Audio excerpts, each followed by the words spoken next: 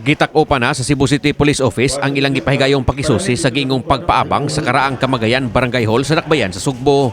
Kinisubay usab sa kamanduan ni Cebu City Mayor Michael Rama sa pagsusi sa taho kalabot niini. Dihang miabot sa atensyon sa mayor atol siyang pag-guest sa Open Line News Media Forum ni adtong Martes. Gibutyag sa direktor sa Cebu City Police Office nga si Police Colonel Ernio Dalugdog nga human sa ilang pakisusi na suta nga walay kamatuoran ang maong taho. Dihang gipabisitaan ni Dalugdog ang naasoyng Barangay Hall sa hepe sa Investigation and Detection Management Unit nga si Police Lieutenant Colonel Maria Teresa Makatangay na suta nga tinuod nga adunay nimuyo sa karaang Barangay Hall sa Kamagayan. Apan sukway sa taho nga gipaabangan kini, ang mga nanimuyo sa karaang Barangay Hall wala mag-abang sumala ni Dalugdog. Dili usab tinuod nga ang barangay ang nagbayad sa kuryente og tubig sa naasoyng mga nanimuyo sa karaang edipisyo. Gibutyag ni Dalugdog nga mga kanhi vendors sa karaang VR terminal sa Barangay Kamagayan ang mga ninimuyo sa wala nagamita nga Barangay Hall. Mga giingong mihangyo sila ni Kapitan Raquel Avila nga temporaryo lang unang mupuyo sa karaang Barangay Hall. Bugti usab nga sila ang mumintinar niini sa hugaw.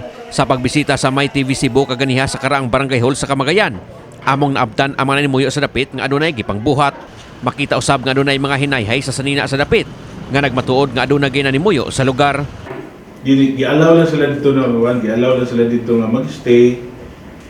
Pero ang murag gihangyo ko ni Kapitan na sila ang mag-maintain sa sanitation o kanang cleanliness sa maong building. So during the surprise inspection conducted by Cebu City Police Office, katong ginaingon nga kanang unauthorized leasing or rental of all barangay hall, dili gyud to siya tinuod. Baseless to siya ang kanang report, no? So wala to siya kamatuoran. Karon nga humana ang ilang investigasyon niini. Gibutyag ni Dalugdog nga ila na kining isumiter ngadto ni Rama gawa sa Barangay Hall sa Kamagayan.